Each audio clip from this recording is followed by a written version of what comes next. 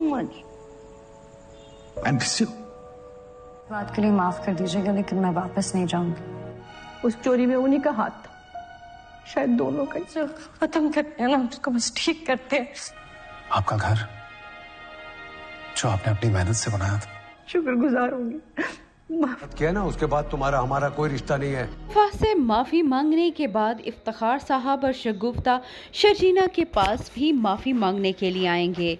उन्होंने जो कुछ शर्जीना के साथ किया, अब उन्हें एहसास तो हो ही चुका है। माफ़ी मांगकर कोई छोटा बड़ा नहीं होता, यही सोचकर शगुफ्ता और इफ्तिखार खुद जाकर शर्जीना से माफ़ी मांगेंगे। शगुफ्ता न सिर्फ उससे माफ़ी मांगेगी बल्कि रिक्वेस्ट भी करेगी कि शर्जीना अब अपने घर वापस चले। मुस्तफ़ा उसका बेचैनी के साथ इंतज़ार कर रहा है, मगर शर्जीना मुस्तफ़ा से इतनी खफा है कि वो अपनी आंटी शगुफ्ता को यही कहेगी कि वो उसे तो माफ़ कर चुकी है, वो मूसा की लाइफ में दोबारा वापस जाना ही नहीं चाहती। मुस्तफ़ा के वालिदैन बहुत मायूस होकर जब मुस्तफ़ा के घर में दाखिल होंगे, मुस्तफ़ा उनके पीछे शर्जीना को तलाश कर रहा होगा, मगर शर्जीना उसे कहीं भी नज़र नहीं आएगी। अदील अपने वालिदैन की जिस कदर नाफरमानी कर चुका है, उसके बाद चाहिए तो यही था कि उसे अच्छी खासी सज़ा मिलती, मगर यहाँ पर शगुफ्ता बेगम के आंसू रुकने का नाम ही नहीं लेंगे। वो जिस तरह से आंसू बहाएगी, उनके ये आंसू देखकर मुस्तफ़ा पिघल जाएगा। वो अपनी वालदा को दुखी नहीं देख सकता। भले ही उन्होंने उसके साथ काफ़ी दफ़ा नाइंसाफ़ी की है, मगर मुस्तफ़ा अपनी माँ की आंख में आंसू नहीं देखेगा और जाकर अदील की ज़मानत करवा देगा। अदील की ज़मानत करवाने के बाद वो उसे अपने घर लेकर नहीं आएगा, बल्कि उसे जता देगा कि उन दोनों का साथ सिर्फ यहीं तक था।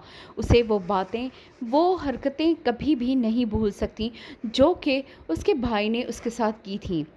वो सब कुछ माफ़ कर सकता है, मगर शर्जीना की बेइज्जती बिल्कुल भी बर्दाश्त नहीं कर सकता।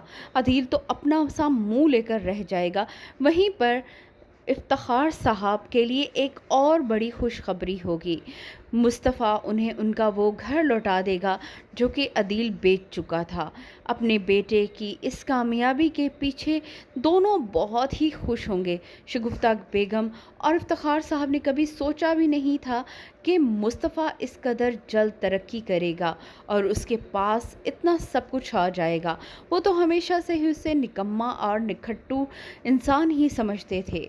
शर्जीना को अपना पाकर मुस्तफ़ा एक दफ़ा फिर कोशिश करेगा कि किसी तरह शर्जीना से मिले और गलतफहमियां दूर करने की कोशिश करे, मगर शर्जीना इस बार भी उसे मिलेगी तो सही, मगर एक ऐसी शर्त बता देगी जिसे पूरा करना मुस्तफ़ा के बस में नहीं होगा। मुस्तफ़ा को वो पहले जैसा बनाना चाहती है और मुस्तफ़ा उसे बता देगा कि वो पहले जैसा लाउबाली तो बिल्कुल भी नहीं बन सकता। यहाँ पर दोनों एक दूसरे को खुदा हाफिज़ कह देंगे, मगर मुस्तफ़ा और शर्जीना अभी भी एक दूसरे से इतनी मोहब्बत करते हैं कि दोनों ही अपने उस फ्लैट में आ पहुँचेंगे जहाँ से उन्होंने अपनी शादीशुदा ज़िंदगी की शुरुआत की थी। यहाँ पर आकर दोनों ही एक दूसरे को गिले शिकवे देंगे कि किस तरह एक ने दूसरे की बात नहीं सुनी। मुस्तफ़ा जो कुछ कह सकता था उसे शर्जीना से नहीं कहा, और शर्जीना जो कुछ अपने दिल में छुपाए हुए थी उसने कभी मुस्तफ़ा से नहीं कहा। यहाँ पर शर्जीना की बस हो जाएगी और वो रोते हुए मुस्तफ़ा को गले लगाकर सारे गिले शिकवे ख़त्म करके अपनी नई ज़िंदगी का आगाज़ करेगी।